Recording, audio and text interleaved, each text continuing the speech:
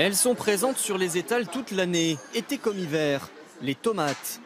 En ce moment, la plupart viennent du Maroc. 1,60 € le kilo, mais pas toujours au goût des vendeurs. Pas terrible. C'est pas trop la saison, hein. Où sont cultivées ces tomates, vendues même en hiver? Comment les prix peuvent-ils être si bas, hors saison? Nous avons remonté toute la filière de la tomate. Et c'est à Agadir qu'il faut aller, dans le sud du Maroc. Du soleil toute l'année, un climat idéal pour cultiver les tomates à très grande échelle. Et c'est vu du ciel que ces cultures apparaissent dans toute leur étendue. Ces rectangles blancs, ce sont des serres immenses, dans lesquelles sont cultivés les fruits et légumes que nous consommons tout l'hiver. Voici ce que les agriculteurs marocains appellent le jardin de l'Europe. Omar Mounir est l'un des plus gros producteurs de la région. À 72 ans, il possède 150 hectares de serres.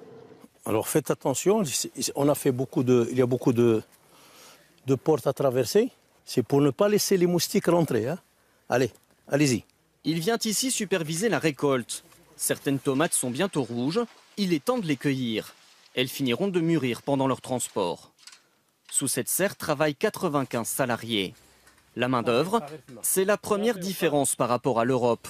Des ouvriers payés environ 10 € la journée, tout juste 1 heure de SMIC en France. Le coût de la main-d'œuvre, c'est vrai, c'est moins cher qu'en Europe, mais ce n'est pas le même niveau de vie. Ça, il faut le reconnaître. Un avantage qui explique l'explosion de la production au Maroc. Il y a 20 ans, il n'y avait quasiment aucune serre au Maroc. Aujourd'hui, elle recouvre 6000 hectares, c'est plus que la superficie d'une ville comme Lyon. Et pour produire toujours plus et moins cher, les producteurs peuvent compter sur ce centre de transfert de technologie. Une ferme expérimentale qui n'a qu'un seul objectif, augmenter les rendements.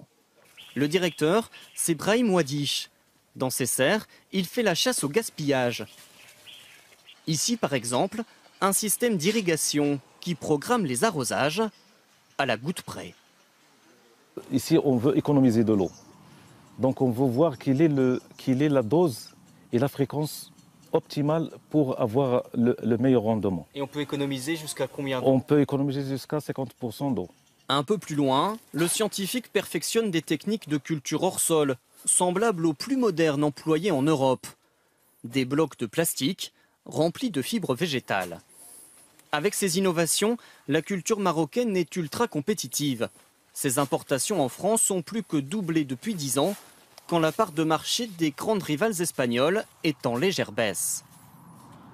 Cette recette, efficace pour la tomate, les producteurs l'appliquent désormais à d'autres cultures, comme celle du poivron.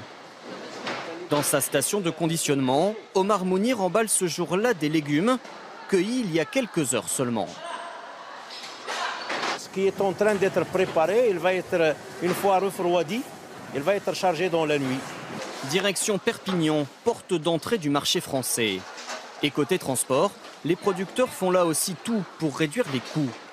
Il y a 10 ans, toute la marchandise partait par camion. Coût 21 centimes par kilo. Le bateau est aujourd'hui moins cher, seulement 15 centimes par kilo. Désormais, 40% des tomates marocaines partent donc vers la France par la mer. Elles mettent à peine 3 jours pour arriver sur nos étals.